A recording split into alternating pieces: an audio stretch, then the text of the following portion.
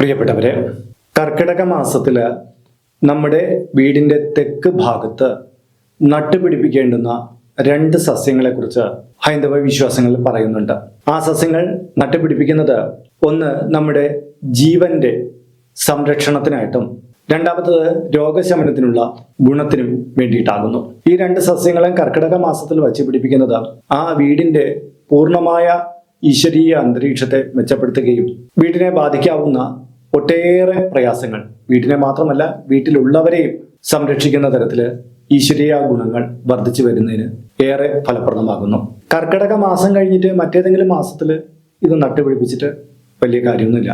ഈ കർക്കിടക മാസത്തിൽ തന്നെയാണ് ഇത് ചെയ്യേണ്ടത്. അതുകൊണ്ട് തന്നെ ഈ വീഡിയോ വളരെ വിലപ്പെട്ട ഒന്നാകുന്നു. നമസ്കാരം, ഞാൻ RJ അയ്യർ, ഹരിചന്ദന മഠം. ഹൈന്ദവ ആചാര സംബന്ധമായ ജ്യോതിഷ മോട്ടിവേഷൻ സംബന്ധമായ ഒട്ടേറെ കാര്യങ്ങൾ പറഞ്ഞിരുന്ന ഒരു വാട്സപ്പ് ചാനൽ നമുക്കുണ്ട്. ഇതിന്റെ കീഴെ ഡിസ്ക്രിപ്ഷൻ ബോക്സിലും കമന്റ് ബോക്സിലും അതിന്റെ ലിങ്ക് കൊടുത്തിട്ടുണ്ട്. അതിലൂടെ ചാനൽ ജോയിൻ ചെയ്താൽ നിങ്ങളുടെ പിറന്നാളിന്, നിങ്ങളുടെ കുടുംബ അംഗങ്ങളുടെ പിറന്നാളിന് സൗജന്യമായിട്ട് പുഷ്പാഞ്ജലി അർച്ചനകൾ നടത്തി കിട്ടുന്നതാണ്. അപ്പോൾ കർക്കിടക മാസത്തെ പണ്ട് കാലത്ത് വറുതിയുടെയും അരിഷ്ടതകളുടെയും ഒരു മാസമായിട്ട് കരുതി പോന്നിരുന്നു. എന്നാൽ പിന്നീട് അതിനെ രാമായണ മാസം എന്ന പുണ്യമാസത്തിലേക്ക് ഹൈന്ദവ വിശ്വാസികൾ മാറ്റിയെടുക്കുകയാണ് ഉണ്ടായത്. അതായത് ഈ വറുതിയുടെയും അരിഷ്ടതകളുടെയും പ്രധാന കാരണം ഈശ്വരാധീനമില്ലായ്മയാണെന്നും ആ ഈശ്വരാധീനം വർദ്ധിപ്പിച്ചു കഴിഞ്ഞാൽ നമ്മുടെ വീടും നമുക്ക് തന്നെയും വളരെ ഗുണങ്ങൾ സിദ്ധിക്കുമെന്ന് മനസ്സിലാക്കിയിട്ടാണ് രാമായണ പാരായണത്തിന് ഇത്രയധികം പ്രസക്തി വന്നത്. ഒപ്പം തന്നെ ഔഷധ സേവയ്ക്ക് കൂടുതൽ നമ്മൾ പ്രാധാന്യം കൊടുത്തു തുടങ്ങിയതും ഈ അടുത്ത കാലം തൊട്ട് തന്നെയാണ്. അത് മനുഷ്യ ജീവിത പുരോഗതിക്ക് വളരെ ഗുണകരമാണ്. എന്നാൽ നമ്മുടെ ഇത്തരം അറിവുകൾക്ക് പുറമെ ചില കർക്കിടക മാസ അറിവുകൾ ഇനിയും പിന്നോക്കം നിൽക്കുകയാണ്. എല്ലാവരും അത് പാലിച്ചു പോരുന്നില്ല എന്ന് തന്നെ കാണാം. അതിൽ പ്രധാനപ്പെട്ട ഒന്നാണ് നമ്മുടെ വീടിന്റെ തെക്ക് ഭാഗത്ത് ഈ 2 സസ്യങ്ങൾ നട്ടുപിടിപ്പിക്കണം എന്നുള്ളത്. ഈ 2 സസ്യങ്ങളും ദശപുഷ്പങ്ങളിൽ പെടുന്നവയാണ്. അതിൽ ഒന്ന് കറുക, 2 മുയൽ ചെവി എന്നീ സസ്യങ്ങളാണ്. കറുക എന്ന് പറയുന്ന സസ്യത്തിന്റെ ഊർജം അത് ദേവത എന്ന് പറയും. അത് ആദിത്യനാണെന്നും അതിനുപരി ബ്രഹ്മാവും അതിൽ അധിഷ്ഠിതമാണെന്നും സങ്കല്പിക്കപ്പെടുന്നു. അതുപോലെ തന്നെ മുയൽ ചെവിയൻ എന്ന ഈ സസ്യത്തിലാകട്ടെ അതിൽ ശിവന്റെ സാന്നിധ്യമുണ്ട്, കാമദേവന്റെ സാന്നിധ്യമുണ്ട്, ചന്ദ്രന്റെ സാന്നിധ്യമുണ്ട്.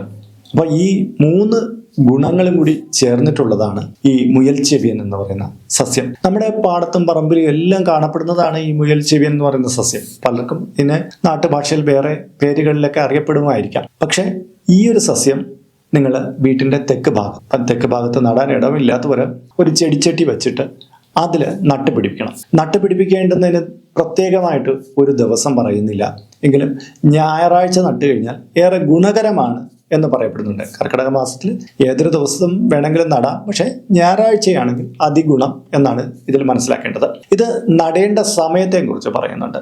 സൂര്യോദയത്തിന് മുമ്പ് നമ്മളിത് നടണം എന്നാണ് പറയുന്നത്. സൂര്യോദയത്തിന് മുമ്പ് നടണം. അപ്പൊ അത് നടുന്ന രീതി എന്ന് പറഞ്ഞു കഴിഞ്ഞാൽ നമ്മൾ തലേ ദിവസം തന്നെ ചെടിച്ചട്ടിയോ അല്ലെങ്കിൽ ആ സ്ഥലം നമ്മൾ എവിടെയാണ് നടാൻ ഉദ്ദേശിക്കുന്നത് അവിടെ നമ്മൾ ഒന്ന് പരുവപ്പെടുത്തിയെടുക്കണം. ചെടിച്ചട്ടിയാണെങ്കിൽ അവിടെ കൊണ്ടുവയ്ക്കുക, മറ്റത് മണ്ണ് ഒന്ന് ഇളക്കി വെക്കുക. ഇനി ശ്രദ്ധിക്കേണ്ട കാര്യം, ഈ സസ്യങ്ങൾ 2 കുഴിയിലായിട്ടല്ല നടേണ്ടത്. 2ന്റെയും ചുവട് ഒന്നാക്കി ചേർത്ത് ഒറ്റ സ്ഥലത്ത് തന്നെ നടുക. 2 സസ്യങ്ങളും ഒരുമിച്ച് വളരുന്ന തരത്തിലുള്ളവ തന്നെയാണ്. അതുകൊണ്ട് തന്നെ ഒരു കുഴിയിൽ ഈ മുയൽ ചെവിയനെ കറുകയും ചേർത്ത് നടുക എന്നുള്ളതാണ്. ഇങ്ങനെ നട്ടു കഴിഞ്ഞാൽ കുടുംബത്തിലുണ്ടാകുന്ന അരിഷ്ടതാപരമായിട്ടുള്ള കാര്യങ്ങൾ, ഈശ്വരാധീനം കുറഞ്ഞു വരുന്ന കാര്യങ്ങൾ, ദാരിദ്ര്യ ദുഃഖം, ആരോഗ്യ സംബന്ധമായിട്ടുള്ള പ്രശ്നങ്ങൾ, അവരെ ബാധിക്കുന്ന മാനസികപരമായിട്ടുള്ള പ്രശ്നങ്ങൾ, അത് ചന്ദ്രന്റെ ബലം മുയൽ ചെവി എന്ന് പറയുന്ന സസ്യത്തിലുണ്ട്. അത് കറുകയുമായിട്ട് ചേർന്ന് വരുമ്പോൾ നമുക്ക് സ്ട്രെസ്, ടെൻഷനൊക്കെ കൂടി വരുന്നവർക്ക് അതും അതിനൊരു ആശ്വാസം നൽകുന്നു. അങ്ങനെ വീടിനും ആ വീടിനോട് ചേർന്ന് അവിടെ താമസിക്കുന്നവർക്കെല്ലാം വളരെ പുണ്യങ്ങൾ നൽകുന്ന ഒരു രീതിയാണിത്. കർക്കിടക മാസം കഴിഞ്ഞിട്ട് ഇത് ചെയ്യുന്ന ഒരു രീതിയല്ല, കർക്കിടക മാസത്തിൽ തന്നെ ഇത് ചെയ്യണം. പിന്നെ ഒരു കാര്യം എന്ന് പറഞ്ഞാൽ, ഇത് നട്ടു കഴിഞ്ഞാൽ പെട്ടെന്ന് മുളച്ചു വരുന്ന, ഏത് സാഹചര്യത്തിലും മുളച്ചു വരുന്ന ഒന്നാണെങ്കിലും നിത്യേന രാവിലെ സമയത്ത് ജലസേചനം, തളിച്ച് ജലസേചനം എന്നാണ് പറയുന്നത്. കൈവെള്ളയിൽ വെള്ളം എടുത്ത് പരമശിവനെയും പാർവതിയും ചന്ദ്രനെയും ബ്രഹ്മാവ് ആദിത്യൻ മുതലായവരെ സ്മരിച്ചുകൊണ്ട് ഒന്ന് ചെറുതായിട്ട് ജലം തളിക്കണമെന്നാണ് പറയുന്നത്. ചാണകജലവും ആഴ്ചയോട് അല്പം ഒഴിച്ചു കൊടുക്കാം. ഇത് ഇങ്ങനെ നന്നായിട്ട് അത് മുളച്ച് പടർന്ന് നിൽക്കുന്നത് വളരെ ഗുണകരമാണ്. ഒരു ചെടിച്ചട്ടിയിലാണെങ്കിൽ അത് അധികം ദൂരം പടർന്നു പോകില്ല. ചിലപ്പോൾ ഇതൊക്കെ ചിലയിടത്തൊക്കെ വളക്കൂറുള്ള മണ്ണിൽ പടർന്ന് വളരെ ദൂരം പോയിട്ട് പിന്നെ നമുക്കത് പിഴുത് മാറ്റണോ എന്നൊക്കെ ഒരു സംശയം വരും. അങ്ങനെ കുറച്ച് പടർന്നു എന്ന് പറഞ്ഞ് കുഴപ്പമൊന്നുമില്ല. പക്ഷെ ഇത് ഒരു ആചാരത്തിന്റെ ഭാഗമായിട്ട് നമ്മൾ കൂടുതൽ നിങ്ങൾക്ക് ആവശ്യമില്ലെങ്കിൽ ഇതിനെ അധികം പടർത്തി കൊണ്ടുപോകേണ്ടതൊന്നുമില്ല. അതുകൊണ്ടാണ് ഞാൻ ആദ്യമേ ഒരു ചെടിച്ചട്ടി വെച്ചിട്ട് അതിൽ ചെയ്യാൻ പറ്റുന്നത്.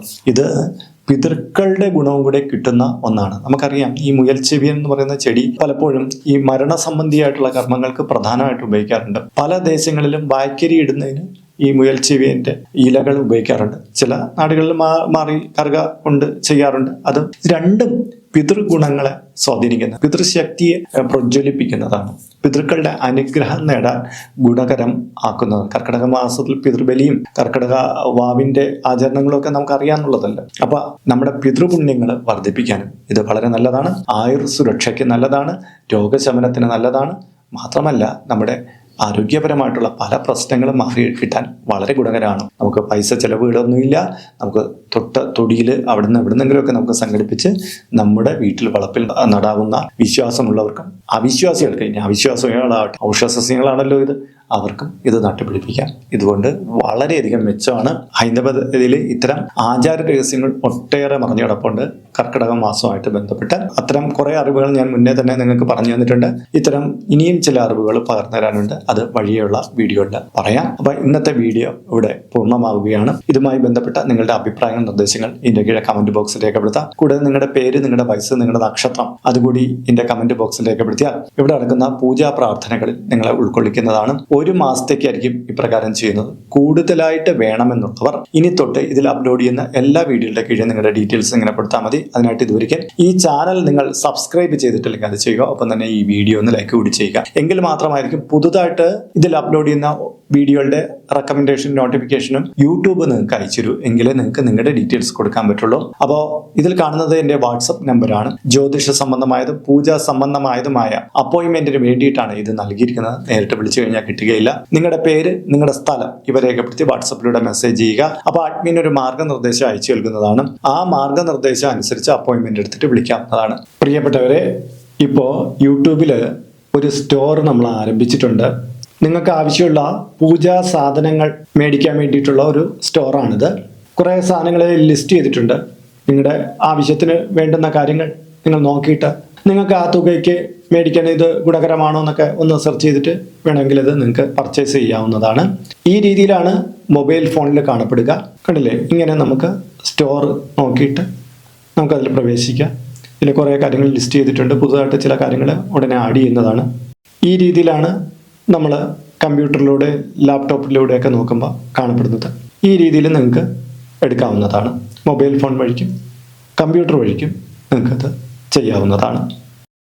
അപ്പം മറ്റൊരു വീഡിയോയിൽ മറ്റൊരു വിശേഷമായിട്ട് വീണ്ടും കണ്ടുമുട്ടും വരെ എല്ലാവർക്കും നമസ്കാരം. നിങ്ങളുടെ സ്വന്തം RJ ഹരിചന്ദ്ര മഠം. നമസ്തേ.